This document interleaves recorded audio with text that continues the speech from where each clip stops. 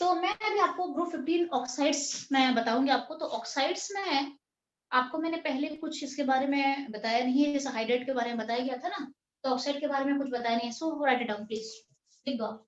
Group 15 oxide में कैसे कैसे टाइप के ऑक्साइड बनते हैं? एम, मैं आपको बता देती हूँ, M2O3 टाइप के बनेंगे या M2O5 टाइप के बनेंगे, जहां पे M क्या है? M nitrogen, phosphorus, arsenic, antimony, bismuth कुछ भी हो सकता है। This is oxygen. तो इसे हम कहते हैं ट्राइऑक्साइड कहते हैं, and this is known as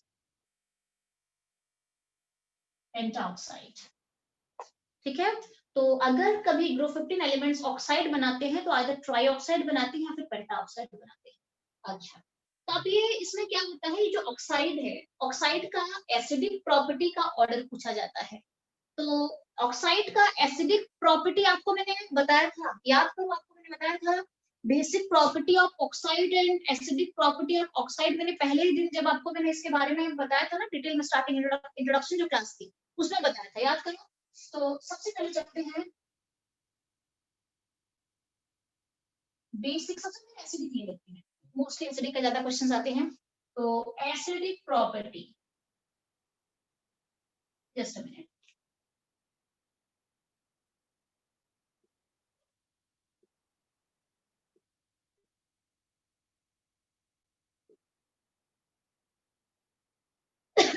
sorry, acidic property of oxide क्या होता है? नीचे की तरफ एसिडिक प्रॉपर्टी कौन बताएगा मुझे? ऑक्साइड के एसिडिक प्रॉपर्टी क्या होता है नीचे की तरफ? यस, आप रिफर कर सकते हो, आपको जो मैंने पहले लिखवाया है, नोट है आपके पास, रिफर करो, जिस पहले दिन जो इंट्रोडक्शन क्लास में पढ़ाया था, देख लो। एसिडिक प्रॉपर्टी नीचे की तरफ क्या होता है?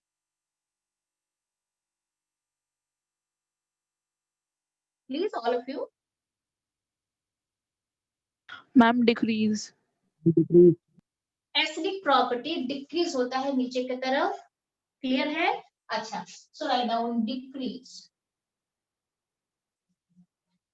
Down the group. तो अगर एसिडिक प्रॉपर्टी की बात चले तो हम क्या लिख सकते हैं? N2O3 is decreased down the group, acidic property is more acidic than P2O3 is more acidic, then you can take it, मैं आपको बता देती हूँ, अगर हम इसमें चले तो उसके बाद आ जाएगा AS2O3 आ जाएगा, देन SB2O3 आ जाएगा, देन Bi2O3। ये है decreasing order of acidic property. आपको पूछा जाएगा out of AS2O3 and Bi2O3 which one is more acidic in nature? This is more acidic in nature, this is more acidic in nature. नीचे की तरफ जो acidic property होती है वो डिक्रीज कर जाती है, ठीक है? अच्छा, तो यहाँ पे और एक क्वेश्चन क्या आ जाएगा आपका? अगर मैं पेंटॉक्साइड लेती हूँ तो क्या रिकॉर्ड उसका किस तरीके से वेरिएशन रहेगा? N2O5 is greater than P2O5 is greater than AS2O5 is greater than Sp2O5 is finally greater than Bi2O5। ये है एसिडिक प्रॉपर्टी का ऑर्डर फॉर ग्रुप 15 एलिमेंट्स। तो इसमें से क्वेश्चन आपको दे सकते हैं, अरेंज इन इंक्रीजिंग और decreasing order of acidic property आपको बोला जाएगा। तो ऑक्साइड का एसिडिक प्रॉपर्टी आप किस तरीके से यहाँ पे ले सकते हो? What are the measures, what are the reason कि आप एसिडिक प्रॉपर्टी आप यहाँ पे ले सकते हो? अच्छा, एसिडिक प्रॉपर्टी के बाद, एसिडिक प्रॉपर्टी तो मेरा एक प्रॉपर्टी है यहाँ पे ऑक्साइड का, मैं ले चुकी हूँ। अगर आपको पूछा जाएगा व्हाट इज द डिक्रीजिंग और increasing trend for basic property, क्या हो जाएगा? सिंपली उल्टा कर देना इसको, सिंपली उल्टा हो जाएगा। बेसिक प्रॉपर्टी नीचे की तरफ मेटलिक प्रॉपर्टी बढ़ती है ना, नीचे की तरफ मेटलिक प्रॉपर्टी भी बढ़ जाती है, तो बेसिक प्रॉपर्टी ऑक्साइड का बढ़ जाता है, ठीक है? तो आपको ये पता है कि नीचे when we go down the group, metallic property increases, and when metallic properties increases, basic properties too increase down the group। नीचे की तरफ बेसिक प्रॉपर्टी ऑक्साइड की मेनली बढ़ जाता है, ठीक है? तो हम चलते हैं बेसिक प्रॉपर्टी।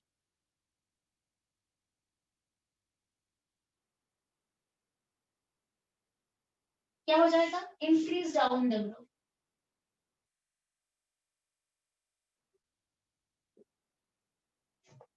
क्लियर है? ओके। अच्छा, दूसरा हम चलते हैं कि इसमें और एक क्वेश्चन भी दे सकते हैं आपको। क्या दे सकते हैं, कोवेलेंट प्रॉपर्टी दे सकते हैं आपको। क्या देंगे, कोवेलेंट प्रॉपर्टी आपको दे सकते हैं। मैं आपको और एक बात बता देती हूँ कि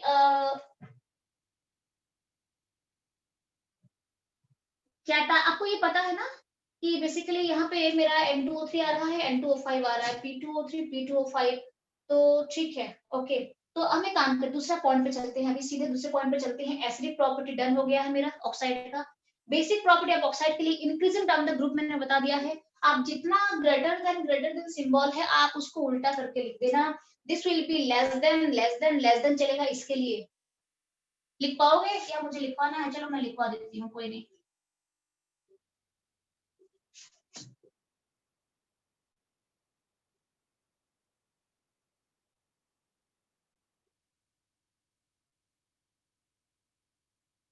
डेफिनेटली नीचे की तरफ मेरा मेटलिक प्रॉपर्टी बढ़ जाता है ना, तो ऑक्साइड का जो बेसिक प्रॉपर्टी है वो नीचे की तरफ बढ़ जाता है।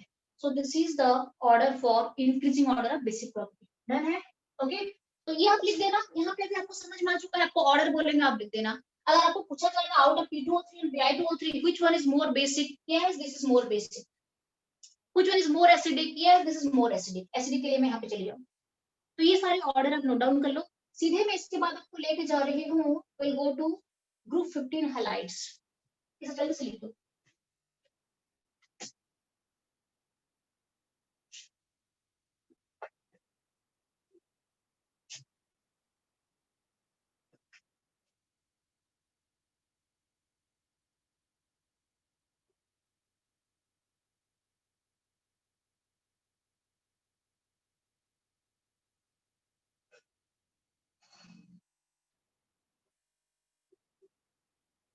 अच्छा, इसमें आपको एक दे सकते हैं, आपको एक क्वेश्चन दे सकते हैं। मैं आपको यहाँ पे और एक चीज बता देती हूँ, क्योंकि हम हर एक पॉइंट को लेके चलेंगे, कुछ भी छोड़ना नहीं है या मिस नहीं करना है इसके अंदर। मैं आपको बताती हूँ, आपको ये भी पूछा जाएगा out of N2O3 and N2O5 which one is more acidic।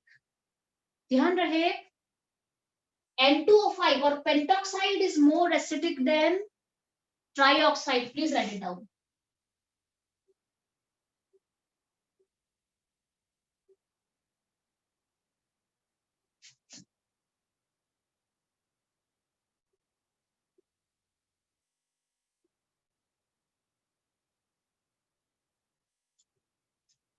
ठीक है, pentoxide is more acidic than trioxide, that is N2O5 is more acidic than N2O3।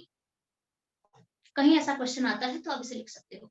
दूसरा और एक पॉइंट, एसिडिक और बेसिक प्रॉपर्टी का मतलब है एसिडिक प्रॉपर्टी नीचे की तरफ घटता है और बेसिक प्रॉपर्टी बढ़ता है। बेसिकली जो पहले जो एलिमेंट कंपाउंड बनाएंगे ना, like N2O3 and N2O P2O3, ये एसिडिक नेचर के होते हैं। ये दोनों H2O3 और Sb2O3 ये थोड़ा एम्फोटेरिक नेचर के होते हैं। आपको पता है एसिड और बेस के बीच में कौन रहता है? एसिड और बेस के बीच में एक प्रॉपर्टी होती है that is known as amphoteric property.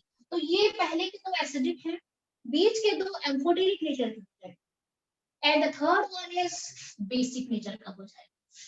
ठीक है, this two are acidic, this two are amphoteric and this is basic in nature. अगर कहीं पे क्वेश्चन देते हैं तो आपको पूछा जाएगा out of this which one is amphoteric in nature, yes you can write this two are amphoteric in nature.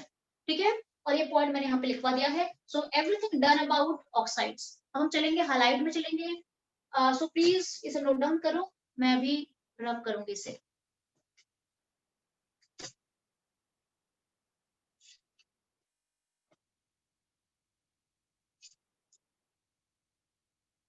Done?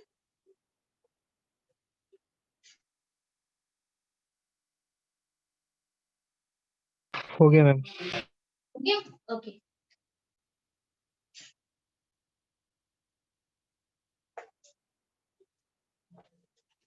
तो ये पूरा मैं रब कर लेती हूँ, फिर हम हलाइड में चलेंगे, देख लेते हैं किस तरीके का ट्रेंड दिखाता है हलाइड।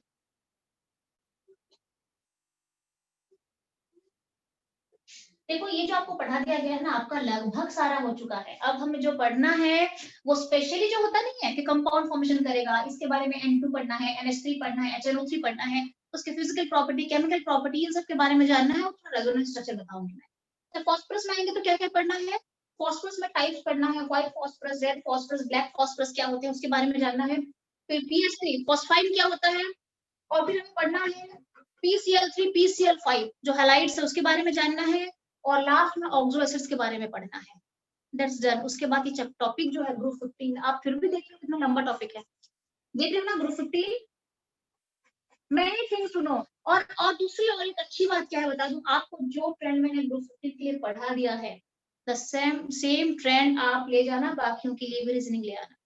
तो जब मैं आपको प्रॉपर, जैसे आप ग्रुप 15 पढ़ रहे हैं, आपको डिटेल में पढ़ा दिया सब कुछ, ठीक है। जब ग्रुप 16 में जाएंगे, ये सब आप खुद पढ़ सकते हो, इसको अप्लाई कर देना ग्रुप 16-17 में। हमें दोबारा से इतना लिखवाना नहीं होता है उसमें। फिर एक बार मैंने लिखवा दिया है आपको, तो यही सेम ट्रेंड जो है आप 16 और 17 में अप्लाई कर देना। मैं जब 16-17 पढ़ाऊंगी आपको ना, सिंपल कंपाउंड्स में चलूंगी। क्लियर है? तो चलते हैं ग्रुप 15 हैलाइड्स में चलते हैं। तो बताओ जो ग्रुप 15 एलिमेंट्स होते हैं किस तरीके का हैलाइड्स फॉर्मेशन करते हैं? मोस्टली ट्राई हैलाइड्स और पेंटा हैलाइड्स। Write down.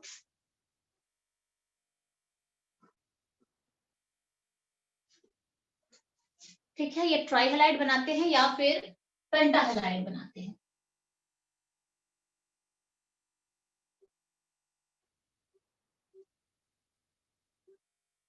पेंटा हैलाइड बनाते हैं।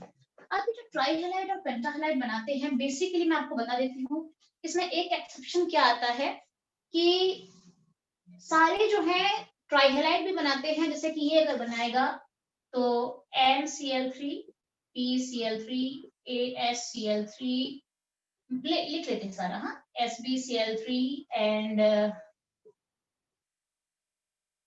BiCl3 बनाएगा। क्लियर है? अच्छा, जब मैं पेंटा हैलाइड पे चलती हूँ, जब मैं पेंटा हैलाइड पे जाती हूँ, तो ध्यान रहे पेंटा हैलाइड नाइट्रोजन नहीं बनाते, एक्सेप्शन है ये। तो कौन कौन बनाते हैं? PCl5 ASCl5 SbCl5 और BiCl5।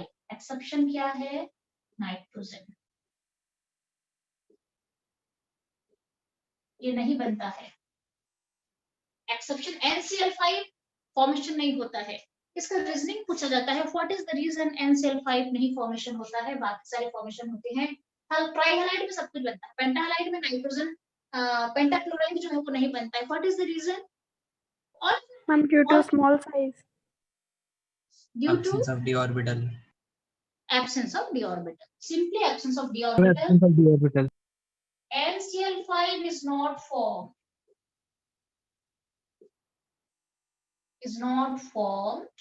or is not possible due to absence of d orbital. Clear है? पेंटाक्लोराइड क्यों नहीं बनता है? Nitrogen is a second period element, और सेकंड पीरियड एलिमेंट के पास d ऑर्बिटल नहीं होता, तो ये रीजनिंग क्वेश्चन दे सकते हैं आपको। क्लियर है? ओके। अच्छा, और एक दो पॉइंट आपको बताती हूँ मैं।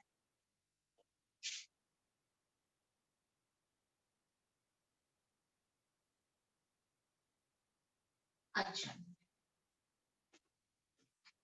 ये तो चला गया मेरा कि हैलाइड में कौन कौन सा फॉर्मेशन होता है, और बेसिकली NCl3 PCl3 के जो स्ट्रक्चर हैं वो आपको पढ़ाऊंगी जब मैं प्रॉपर चलूंगी नाइट्रोजन फॉस्फोरस में, तब पढ़ाऊंगी।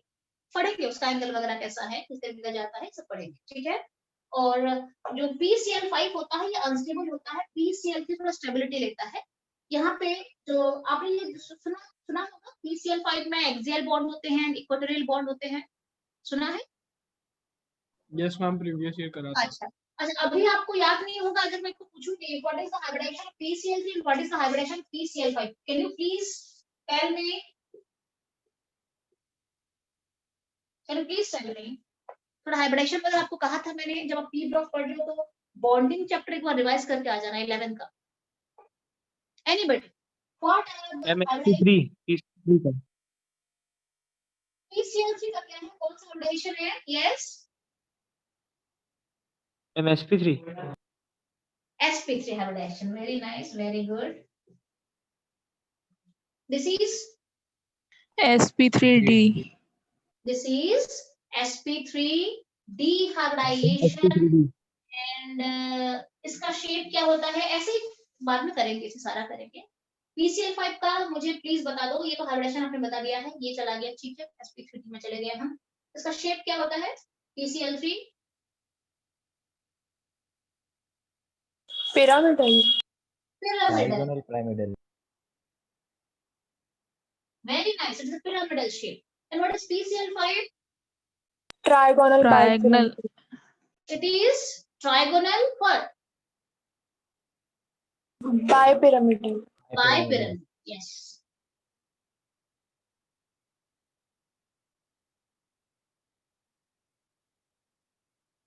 और इन दोनों के बीच में ये अनस्टेबल होता है, पढ़ेंगे सारा डिटेल में पढ़ेंगे।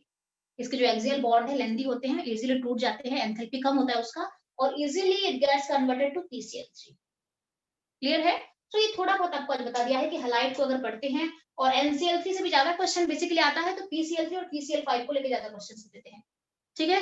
So this is all about this. And और एक बहुत इंपॉर्टेंट हैलाइड को लेके क्वेश्चन आता है, ऑलरेडी बोर्ड एग्जाम में आ भी चुका है, उसको पढ़ लेते हैं हम।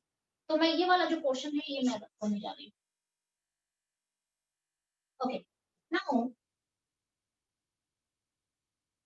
कोवेलेंट प्रॉपर्टी आपको मैंने एक बार पढ़ाया भी था। कोवेलेंट प्रॉपर्टी के लिए फजान्स रूल जो अप्लाई करते हैं, कोवेलेंट प्रॉपर्टी, इसमें कौन सा रूल लगता है आपको पहले पढ़ा चुकी हूँ मैं, फजान्स रूल। तो यूजुअली हैलाइड्स में ज्यादा अप्लाई करा जाता है। इस ऐसे क्वेश्चन अगर आएगा कोवेलेंट प्रॉपर्टी के ऊपर तो हैलाइड से आता है। राइट डाउन पेंटा हैलाइड्स, राइट डाउन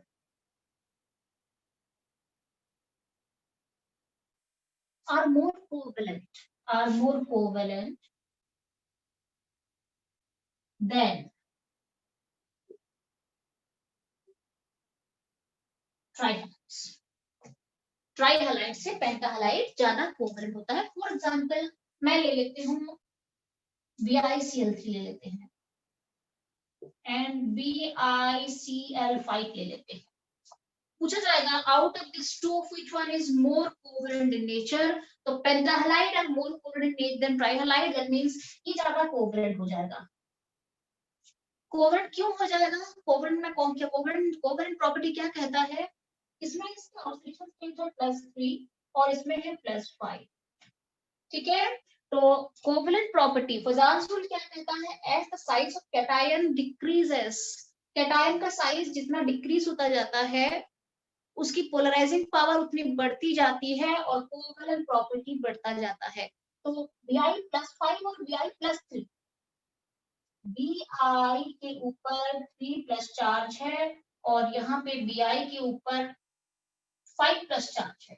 मैम लेकिन यहाँ पे ज्यादा स्टेबल तो Bi+3 रहेगा ना? क्या क्या क्या? मैम स्टेबिलिटी तो ज्यादा Bi+3 की रहेगी ना? इन दोनों में स्टेबिलिटी किसकी ज्यादा रहेगी बोल रहे हो तुम? हाँ मैम। अच्छा, इन दोनों में अगर स्टेबिलिटी ज्यादा रहेगी तो इसकी ज्यादा रहेगी, क्यों रहेगी बताओ? यस मैम, क्योंकि मैम उसके सिर्फ 3 p ऑर्बिटल वाले वो करेंगे इलेक्ट्रॉन पार्टिसिपेट। भूल जाओ वो जस्ट सिंपल कांसेप्ट है। इसकी स्टेबिलिटी क्यों ज्यादा है? Ma'am inert pair effect. Inert pair effect, नीचे की तरफ +3 स्टेबिलिटी बढ़ती है, inert pair effect, one word answer. Inert pair effect ही तो था ये भी जो मैंने बोला। तुम क्या बोल रहे थे कि तुम क्या बोल रहे थे जस्ट? मैम मैंने बोला था कि आउटर p ऑर्बिटल के इलेक्ट्रॉन्स पार्टिसिपेट करेंगे, s वाला नहीं करेगा। अच्छा, मतलब s इलेक्ट्रॉन पार्टिसिपेट नहीं करेंगे, तुम यही बता रहे हो ना? Yes ma'am. हाँ, मुझे लगा तुम कुछ और कंसेप्ट में लेके जा रहे हो। ठीक है डन। इसके p ऑर्बिटल के इलेक्ट्रॉन्स जो है वो पार्टिसिपेट करेंगे, बहुत अच्छा हो जाए, और s इलेक्ट्रॉन पार्टिसिपेट नहीं करेंगे। सो इनडायरेक्टली अगर हम बोले तो ये क्या हो जाएगा? Inert pair. सो इनर्ट पेयर इफेक्ट में इसकी स्टेबिलिटी ज्यादा होती है, इसकी कोवेलेंट प्रॉपर्टी ज्यादा होती है। This is more stable and this is more covalent. Covalent क्यों है? क्योंकि Bi+5 का जो चार्ज है, Bi का जो चार्ज है +5 है, इसमें +3 है। ये Bi+5 जो आयन बनेगा वो छोटा साइज का हो जाएगा। कैटायन का चार्ज इतना बढ़ता जाता है, साइज इतना छोटा होता जाता है, तो ये थोड़ा बड़ा साइज का होगा, ये छोटा साइज का हो जाएगा, ज्यादा चार्ज आ गया ना, ठीक है, तो इसकी कोवेलेंट प्रॉपर्टी बढ़ जाएगी। So this is more stable due to inner pair effect and this is more covalent according to Fazan's rule. दोनों में अलग अलग रूल अप्लाई हो रहा है, ठीक है। Stability is inner pair effect and covalent property is Fazan's rule. Clear है? ठीक है, ठीक है। आपको मेन जो कंसेप्चुअल पोर्शन था ग्रुप 15 का डन हो गया है बेटे। अब हम सीधे एंटर करते हैं, कहां पे एंटर करेंगे? ग्रुप 15 का पहला नाइट्रोजन में एंटर करते हैं।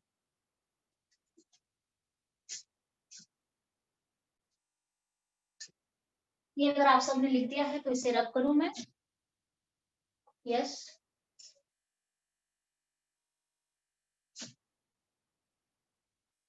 should I rub it? Yes ma'am. Okay, done है। अच्छा, एक बच्चा एक काम करना, आपको यहाँ पे कौन एक अच्छा यहाँ पे बच्चा है जो हर एक चीज को स्टार्टिंग से फ्रॉम द वेरी बिगिनिंग सब कुछ डिटेल में लिख रहा है? स्टार्टिंग फ्रॉम द तो मैं वेरी रहूं मैम, लिख तो मैं सब कुछ रहूं, पर मेरी हैंडराइटिंग का नहीं पता मेरे को। बहुत सुंदर है, हैंडराइटिंग बहुत अच्छी है। कोई बात नहीं, हैंडराइटिंग से कोई मतलब नहीं है मुझे। एक्चुअली क्या है ना, आपके जूनियर आएंगे तो आपके जूनियर को मुझे नोट्स देने में हेल्प हो जाएगा। Are you getting this? मैंने आपको अभी प्रिंट आउट नोट दिए हैं, तो अगर कोई बच्चा मुदित लिख रहा है सारा, दीक्षांत बता रहा है कि मुदित, हाँ यस, मैं लिख रहा हूँ। कौन लिख रहा है? अनुराग लिख रहा होगा। अनुराग तो सब कुछ लिखता है, अनुराग तो बहुत बेहतरीन है। तो अनुराग एक काम करते हैं, मैं फिर अनुराग को अभी रिस्पॉन्सिबिलिटी दे रही हूँ कि स्टार्टिंग से लिखा है Anurag, from the very beginning. Yes ma'am. सब कुछ लिखा हुआ है। मैं आपको क्या बोलती हूँ, मैं अगर डॉट देती हूँ तो डॉट को भी लिख दो, कहती हूँ।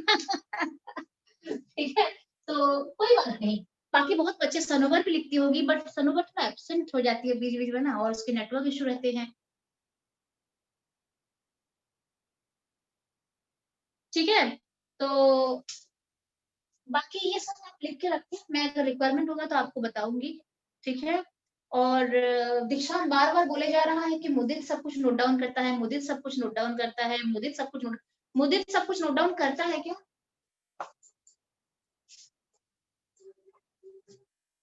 Yes ma'am. यस मैम, अच्छा ठीक है, फिर तो बहुत अच्छा है। फिर तो नहीं, वो सोचता होगा ना, मैम ये बता रही है, ये इम्पोर्टेंट है क्या, मैं लिखूं कि नहीं लिखूं, ऐसा सोचता होगा, मैं सोच रही हूँ, है ना? तो ये नहीं मैम। इम्पोर्टेंट है तो इसको लिख देते हैं। तो ये मैम बोल रही है तो मुझे पता है, जो मैम बोल रही है ये मुझे इम्पोर्टेंट लग रहा है, ये भी लिख देता हूँ। ये मैम जो बोल रही है मुझे पहले से पता है, मैं इसे क्यों लिखूं, ऐसा तो नहीं सोचते हो ना मुझे? ठीक है, तो सारे नोट डाउन करते रहो आप। अच्छा, इसके बाद हम चलते हैं प्रॉपर, अब एंटर कर रहे हैं प्रॉपर नाइट्रोजन में हम जा रहे हैं। So let's go for nitrogen. ठीक है, अच्छा, नाइट्रोजन एलिमेंट के बारे में अगर मैं जानूं, एलिमेंट वाइज अगर मैं उसमें जाना चाहूँ, तो नाइट्रोजन का कॉन्फ़िगरेशन होता है, आप ऑलरेडी कर चुके हो।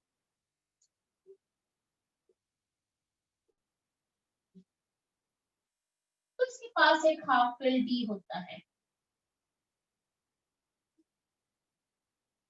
और अगर प्रॉपर में चलूं तो इसकी मैक्सिमम कोवैलेंसी जो है वो 4 होता है। 4 से ज्यादा इसकी कोवैलेंसी नहीं जाती है नाइट्रोजन की। क्यों नहीं जाती है? Due to absence of d orbital. ठीक है, तो रीजनिंग क्वेश्चन में दे सकते हैं। तो मैक्सिमम कोवैलेंसी इसके 4 होती है due to absence of d orbital. और 4 वाला कंपाउंड कौन है? आप काफी कुछ ले सकते हो जहां पे कोवैलेंसी 4 दिखेगी। एग्जांपल क्या है जहां पे कोवैलेंसी 4 दिखती है?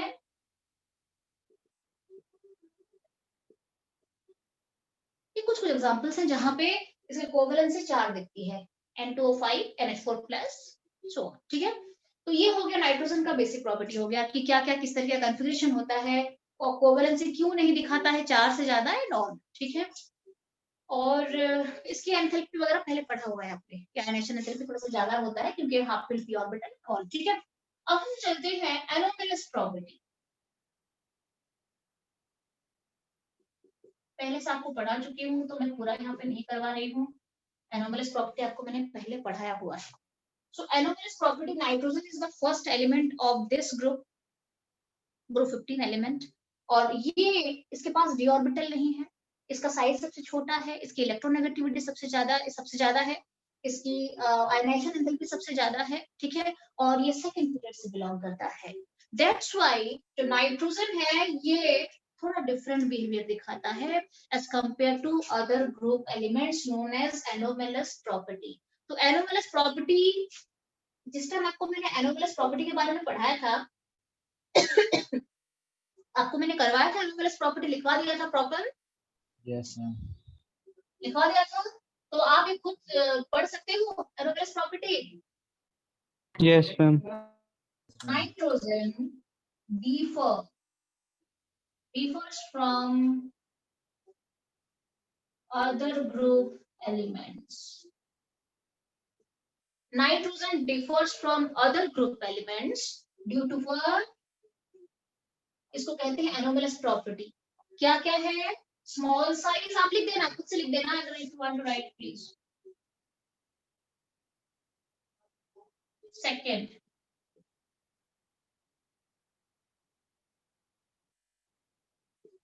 Third,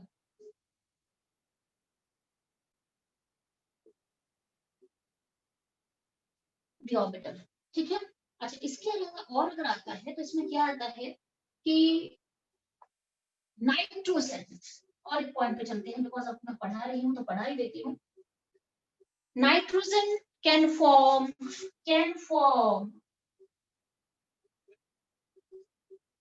p pi bonding only।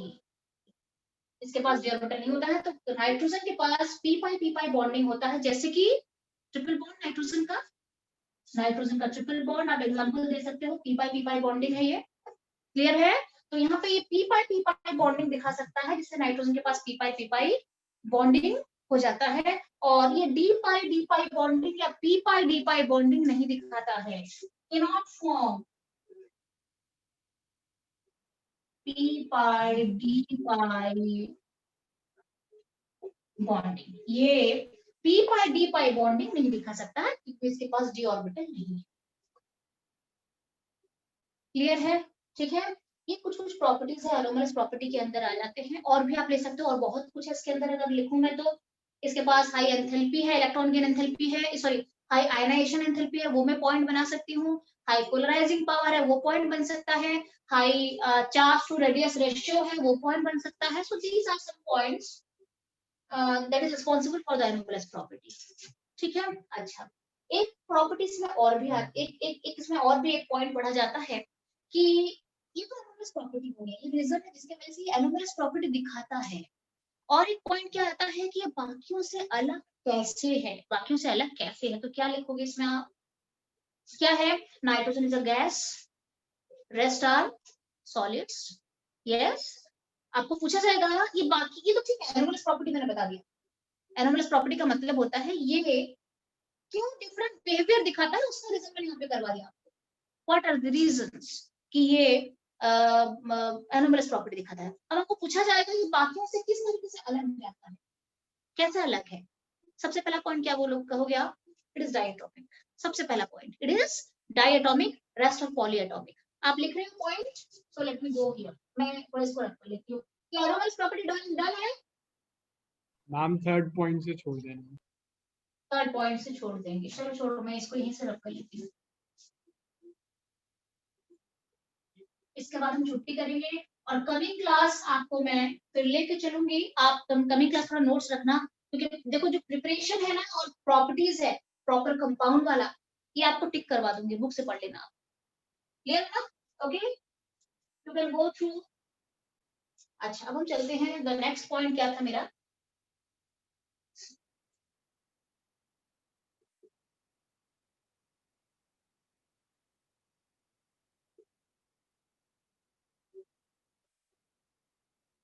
दूसरों से कैसे डिफरेंट है, how it is different from others. सबसे पहला पॉइंट, डाइएटॉमिक गैस, बाकी सारे सॉलिड्स होते हैं और पॉलीएटॉमिक होते हैं, ठीक है। बाकी जो जितने सारे फॉस्फोरस है, आर्सेनिक है, आप ले सकते हो, इन सबको ले सकते हो, ये सब जो है। अच्छा, सेकंड पॉइंट पे चलते हैं। सेकंड पॉइंट क्या है? सेकंड पॉइंट पे अगर मैं चलूं तो सिंगल बॉन्ड फॉर्मेशन नहीं होता है सीधा। अगर मैं एक वर्ड से लिखूं तो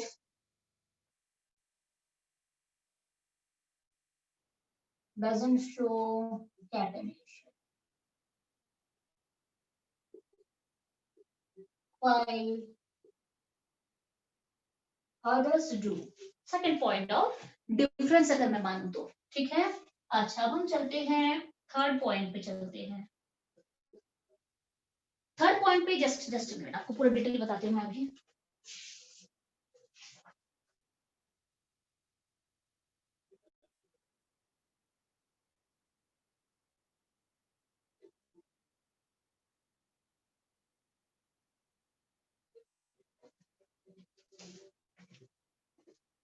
ठीक है।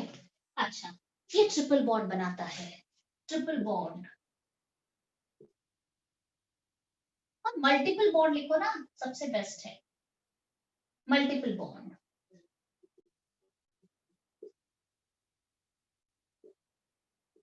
मल्टीपल बॉन्ड फॉर्मेशन करता है नाइट्रोजन, जबकि बाकी जो है वो सिंगल बॉन्ड फॉर्मेशन ज्यादातर करना पसंद करते हैं, ठीक है। ओके, एंड फोर्थ पॉइंट जो है, आपको क्वेश्चन इसमें आता है फोर्थ पॉइंट में क्या है, आपको बता दिया है कि डी ऑर्बिटल नहीं, तो पी पाई बॉन्डिंग वो दिखाता है, पी पाई डी पाई बॉन्डिंग वो नहीं दिखाता है।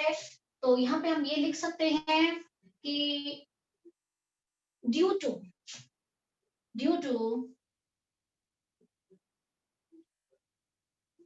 absence of p pi d pi bonding,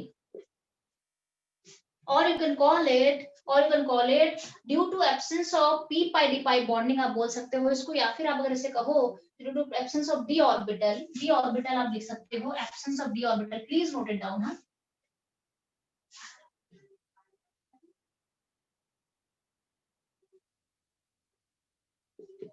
d orbital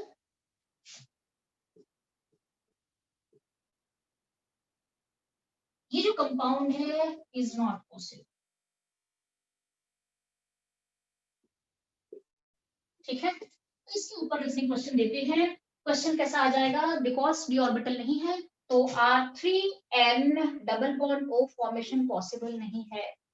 Whereas आपको पूछा जाएगा, क्वेश्चन दिया जाएगा कि R3n triple double bond O and R3p double bond O, ठीक है। This is not possible and this is possible, explain। पूरा ये क्वेश्चन देते हैं, R3n डबल बॉन्ड हो, R3p डबल बॉन्ड हो, this is not possible but this is possible, explain. इसके पास D orbital नहीं है, ये p पाई डी पाई बॉन्डिंग नहीं दिखा पाता है, इसके पास डी ऑर्बिटल है, तो ये पॉसिबल है और ये पॉसिबल, ये क्वेश्चन देते हैं, क्लियर है। तो आपको सारे प्रॉपर्टीज बता दिया है कि क्यों डिफर करता है, ये आपने जान लिया, ठीक है। और एनोमलस प्रॉपर्टी क्यों दिखाता है, ठीक है। कमिंग क्लास हम चलेंगे die nitrogen gas and ammonia and HNO3 and oxides पे चलेंगे, इतने सारे ऑक्साइड्स हैं, क्लियर है। तो कंसेप्चुअल पोर्शन तो ओवर करा दिया है मैंने, बाकी बस थोड़ा सा रखना है आपको, जो रिएक्शंस वगैरह है वो लर्न करने पड़ेंगे। स्ट्रक्चर में रेजोनेंस, हाँ रेजोनेंस मैं आपको बता दूंगी, रेजोनेंस। अच्छा, रेजोनेंस एक बार आप प्लीज एक काम करना, अगर आपको बिल्कुल भी आइडिया नहीं होगा, मैं यहाँ पे पढ़ाने चलूंगी तो it will take a lot of time. Resonance आप प्लीज थोड़ा केमिकल बॉन्डिंग का जो रेजोनेंस है उसको पढ़ के आ जाना, क्योंकि आपको मैं कहूंगी रेजोनेंस स्ट्रक्चर बनाओ, आप अगर स्टार्ट भी नहीं कर पाओगे रेजोनेंस स्ट्रक्चर तो कैसे होगा। कमिंग क्लास तो टोटली बेस्ड है रेजोनेंस स्ट्रक्चर के ऊपर पूरा। मुझे नाइट्रोजन के जितने ऑक्साइड है उसके 6 ऑक्साइड होते हैं नाइट्रोजन के, और उन सबके resonance structure and average bond order पूछा जाता है एग्जाम में, क्लियर है। तो प्लीज बच्चे थोड़ा रेजोनेंस की जो प्रोसेस है, उसकी जो स्ट्रक्चर है उसे लर्न करके आना है आपको।